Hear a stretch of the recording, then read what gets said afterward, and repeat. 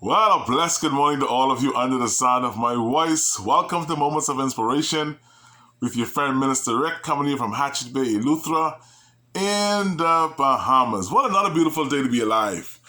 And we give God thanks and praise for this opportunity to call on His name, to brag about His goodness, to testify about His faithfulness, and to give Him praise for His protection and provision over our lives.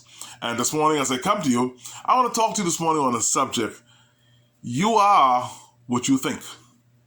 You are what you think. And Proverbs chapter 23 and 7 says, "For as a man thinketh in his heart, so is he." As a man thinketh in his heart, so is he. I think it was Saturday past or Friday. I had a text late in the evening, and somebody texted me to say, Minister Dean, there's some people that are hungry and need some food. And before I could answer them, they start to say how the MP ain't checking for them, and the MP ought to know who hungry, and the MP ought to bring them some food, and all kind of stuff like that. And I listened, and then after they were finished, I said, you know something? It's not the MP's job to feed you. And she's like, what? I said, yeah. It's not the MP job to feed you. Now, if you have a need and the MP can help you with that need, I'm sure there's no MP who will turn you down based on a need. But for you to sit in your house every day and expect the MP to bring you food and grocery, no, you have the wrong expectation of what an MP is. An MP's job is to make opportunities, provide business and provide jobs opportunities for his constituents. And sometimes that may happen personally, or it may happen by him or her reaching out to others to bring business to the constituency. But it's not his job to bring you groceries. And of course, MPs do it from time to time, because of the pandemic and people are unemployed and don't have jobs. So of course, the members of parliament are doing their best to have food drives. They're encouraging the wholesalers to help with alleviating some of the fares of people by providing groceries and food for them. And that's a good gesture because, people have needs. But I don't think it's his responsibility to just make sure that you have food to eat every day. No. And so I told that person, listen, man, what about the neighbors? What about the church? What about the pastor? What about the family? Who is this person? Who can this person call on for something to eat?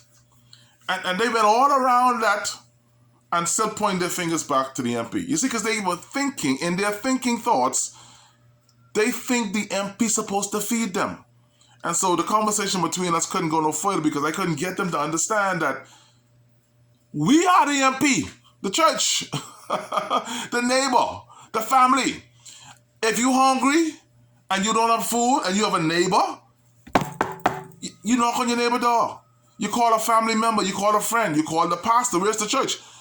All of us should help one another, not just the MP.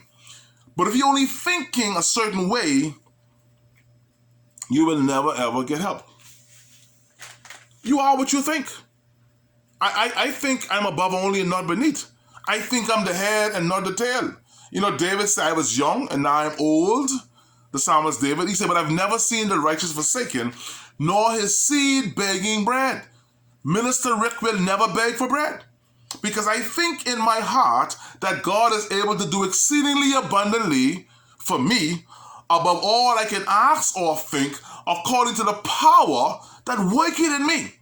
So if I think I can be self-sufficient, if I think I can get a job, if I think I can start a business, if I think I can be productive with my hands, if I think good things, then good things will happen for me. But if I think negative, if I think only the MP or only a certain people can help me, then that's where my thoughts will lie. And so I want to help us this morning to change the way we think. The Bible says we have not because we ask not.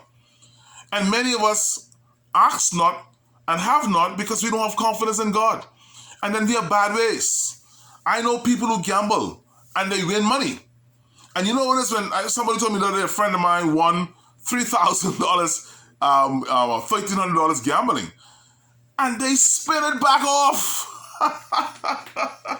Boy, listen, back in the day when I used to throw dice and I win your couple dollars, I gone.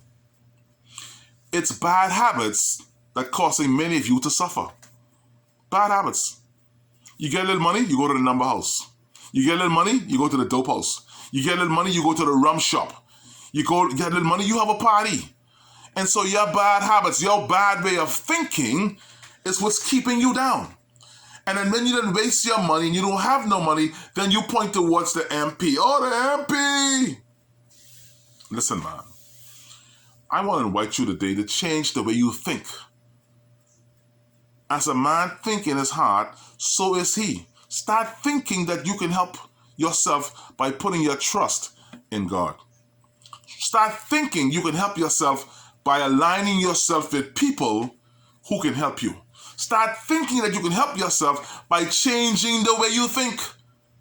And if you've been doing something over and over for the last couple of weeks and months and years, and it's not working, stop doing it. Think about something else. Sila, think and act on these things. God bless you today.